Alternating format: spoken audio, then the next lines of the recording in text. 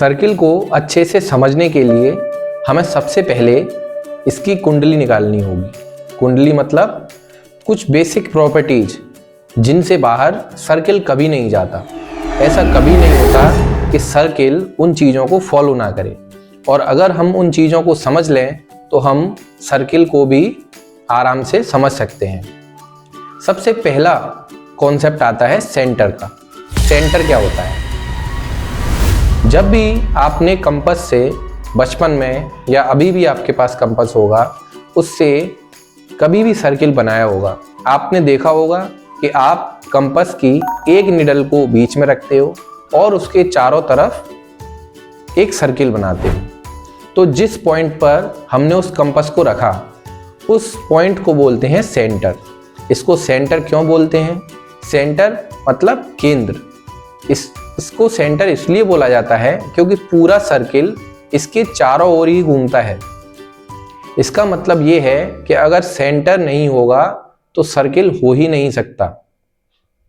इसलिए circle centre से बाहर कभी नहीं जाएगा, और जो भी सर्किल और सेंटर के बीच में जो रिलेशंस होंगे उनको आपस में समझकर हम सर्किल को आराम से समझ सकते हैं। सबसे पहली चीज हमने सेंटर को देखा। अब हम देखते हैं सेंटर और बाउंड्री के बीच की डिस्टेंस को। जब आप एक सर्किल बनाते हो तो आपने देखा होगा कि पेंसिल या पेन जब एक पेपर पर सर्किल को बनाता है तब वो सेंटर से हमेशा एक फिक्स डिस्टेंस पर होता है, क्योंकि वो एक फिक्स डिस्टेंस पर ही घूम सकता है, ना तो उससे ज़्यादा आगे ना उससे पीछे। और अगर हम पेंसिल को गलती से, कंपास अगर लूज है, अगर वो हमसे बड़ा हो भी जाता है तो वो सर्किल फिर हम कंप्लीट नहीं कर पाते। वो सर्किल या तो बड़ा हो जाता है या छोटा हो जाता है। इसका मतलब ये है कि सर्किल की बाउंड्री और सेंटर के बीच में डिस्टेंस हमेशा सेम होगी, और इस डिस्टेंस को ही बोला जाता है रेडियस। इसका मतलब सेंटर से बाउंड्री के बीच की डिस्टेंस को हम रेडियस बोलते हैं, और ये रेडियस चारों तरफ सेम होती है।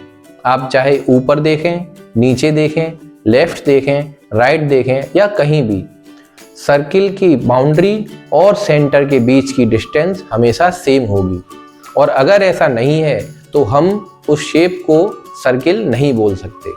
तो हमने क्या सीखा? हमने सीखा कि सेंटर के चारों तरफ ही सर्किल बनता है, और सेंटर और बाउंड्री के बीच की डिस्टेंस को रेडियस बोलते हैं। ये एक नया टर्म जिसको आपको याद रखना है। सेंटर और बाउंड्री के बीच की डिस्टेंस रेडियस कहलाती है।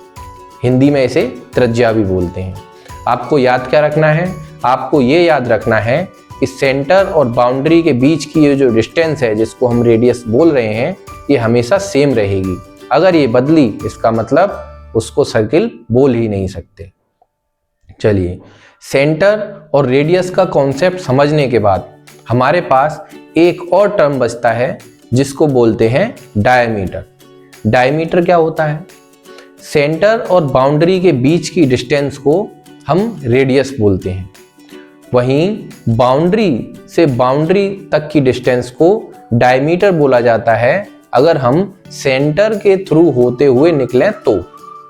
अगर हम सेंटर से होते हुए नहीं निकलेंगे तो उसको डायमीटर नहीं बोल सकते। इसका मतलब ये है कि अगर मैं सर्किल के किसी एक साइड से सेंटर पर जाऊं और सेंटर से फिर दूसरी बाउंड्री पर जाऊं, तो जो टोटल डिस्टेंस मैं ट्रेवल करूंगा उसको हम डायमीटर बोलेंगे। और डायमीटर और रेडियस में एक मज़ेदार रिलेशन है। मज़ेदार रिलेशन क्या है? दो रेडियस मिलकर एक डायमीटर बनाती हैं। चलिए हम इसको विजुलाइज करके देखते हैं। अब देखिए, अगर हम किसी सर्किल पर पॉइंट ए से सेंटर पर आए तो क्या हम इसको रेडियस बोल सकते हैं? बिल्कुल बोल सकते हैं। अब हम सेंटर से बाउंड्री पर जाएंगे पॉइंट बी पर, तो क्या हम सेंटर से बाउंड्री तक जाने को भी रेडियस बोल सकते हैं? बिल्कुल बोल सकते हैं। क्या हम बाउंड्री से, जहां से हमने स्टार्ट किया था ए पॉइंट से, और जहां पर हम आए हैं बी पॉइंट तक, इस टोटल को हम डायमीटर बोल सकते हैं? चेक करते हैं। क्या हम सेंटर से होते हुए निकले हैं? बिल्कुल निकले हैं। इसका मतलब इसको हम डायमीटर बोल सकते हैं। तो हमने क्या देखा? हमने देखा कि दो रेडियस मिलकर डायमीटर बनाती हैं। सेंटर, रेडियस और डायमीटर, अगर ये कॉन्सेप्ट आज आपके समझ में आ गए तो अब सर्किल आपके हाथ से बचकर नहीं निकल सकता, ये मेरी गारंटी है। और नेक्स्ट लेक्चर में हम सर्किल के एरिया, पेरीमीटर जैसे सवालों को करेंगे।